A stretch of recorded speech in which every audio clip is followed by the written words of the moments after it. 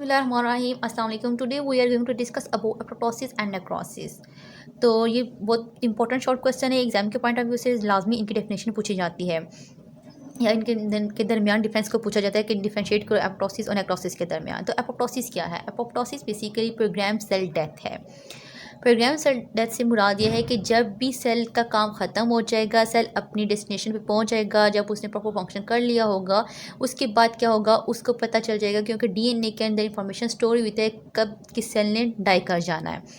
तो डीएनए के अंदर इंफॉर्मेशन को स्टोर हुई होती है, तो वो क्या करेगी, वो एक प्रोग्राम्ड होगा कि पहले से प्री प्लान होगा कि इस सेल ने ये काम करने के बाद क्या करना कर जाना है, मर जाना है। तो इस वजह से हम कहते हैं इस को हम क्या कहते हैं, सुसाइड कहते हैं कि ये सेल क्या करेंगे, सुसाइड करेंगे।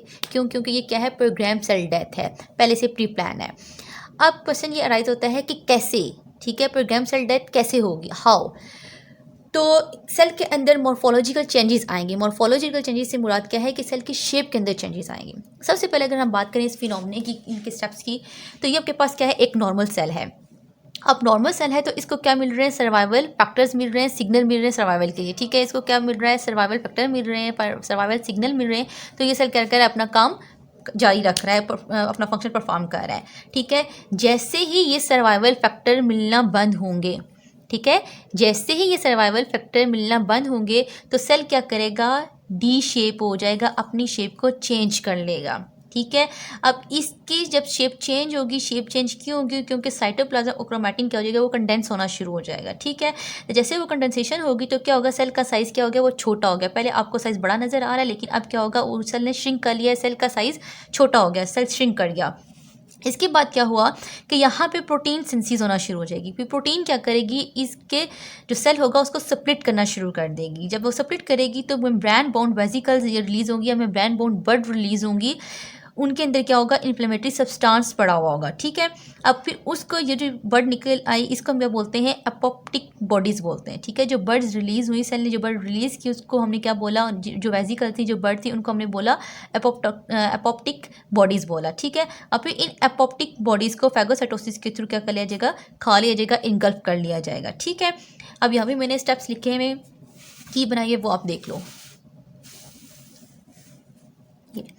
कि सबसे पहले क्या हुआ, सेल डी शेप होगा, सेल की शेप चेंज होगी। यहाँ पे मैं सेल लिख देती हूँ, ठीक है। क्या होगा, सेल की शेप चेंज होगी। सेल की शेप चेंज हुई, किस वजह से हुई, साइटोप्लाज्म और क्रोमैटिन क्या हो गया, वो कंडेंसेशन होगी, कंडेंस हो गए। फिर प्रोटीन सिंथेसिस हुई, प्रोटीन सिंथेसिस ने क्या किया, सेल को सेपरेट करना शुरू कर दिया। जैसे सेल को सेपरेट किया तो सेल ने क्या किया, मेम्ब्रेन बाउंड बॉडीज़ को रिलीज़ किया या फिर वेसिकल रिलीज़ किया, ठीक है। तो सेल ने क्या किया, रिलीज मेम्ब्रेन बाउंड बर्ड और वेसिकल, इसने रिलीज़ की उन वेसिकल्स को, उन बर्ड्स को हम क्या बोलते हैं, एपोप्टिक बॉडीज़ बोलते हैं। अब फिर इन एपोप्टिक बॉडीज़ को क्या कर लिया जाएगा, फैगोसाइटोसिस के थ्रू खा लिया जाएगा।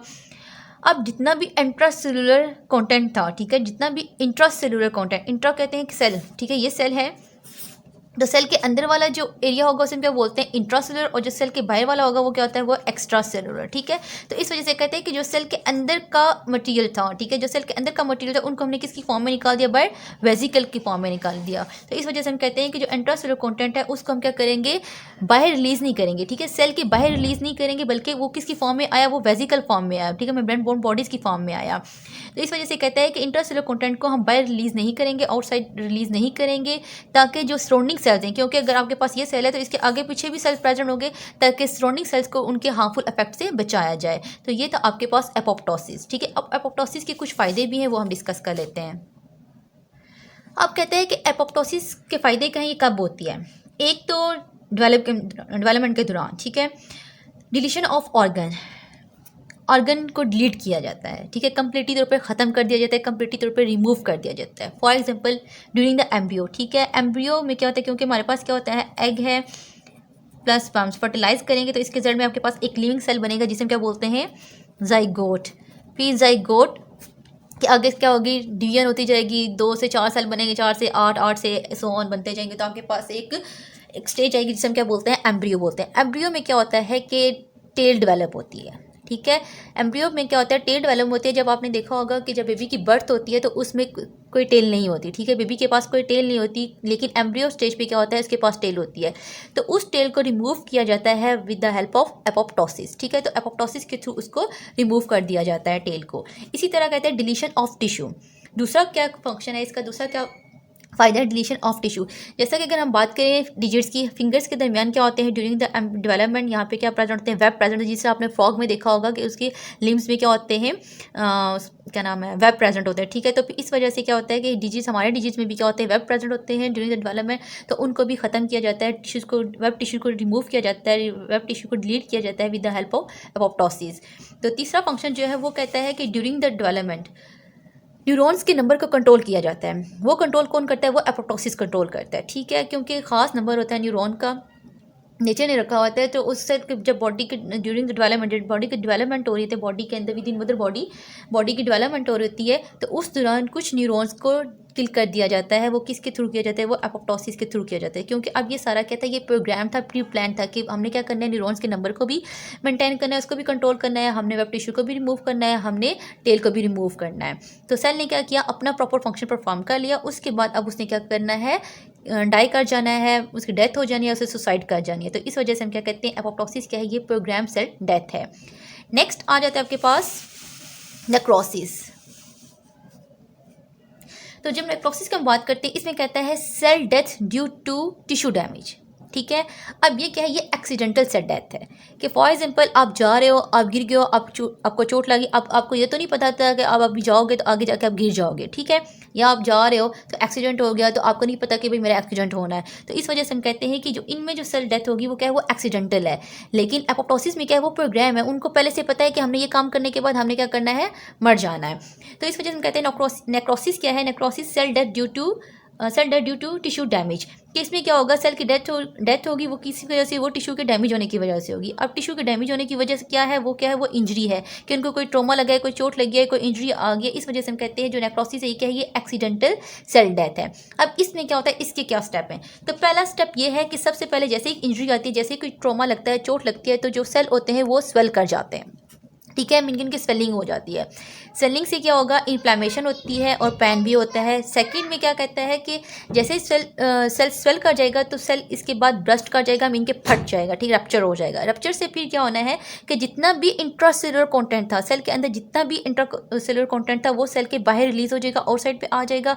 और फिर जो नेबरिंग सेल थे, जो सराउंडिंग सेल थे, वो उनको क्या करेगा, उनको भी अफेक्ट करेगा, क्योंकि वो कहते हैं इन्फ्लेमेटरी सब्सटेंस है। अब हम यहाँ पर इसको देखते हैं, इसकी शेप कि फॉर एग्जाम्पल आपके पास एक सेल था, अब इसको क्या आई, चोट आई, कोई भी इंजरी लगी, तो सेल के अंदर क्या पड़े होते हैं, इन्फ्लेमेटरी सब्सटेंस पड़े होते हैं। क्या पड़े होते हैं, इन्फ्लेमेटरी सब्सटेंस पड़े होते हैं, ठीक है। वो सब्सटेंस, वो केमिकल क्या हो जाते हैं, रिलीज हो जाते हैं, ठीक है।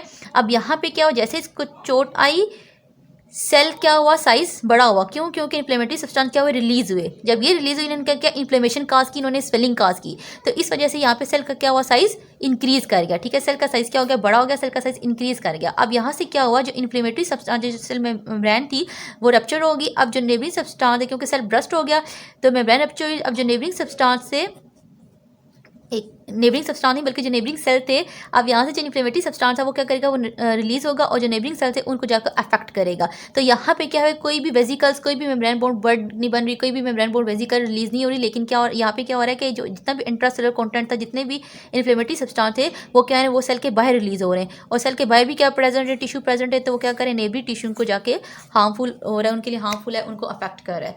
होप सो आपको आज का लेक्चर समझ आ गया होगा। दुआ में याद रखिएगा। अल्लाह हाफिज़।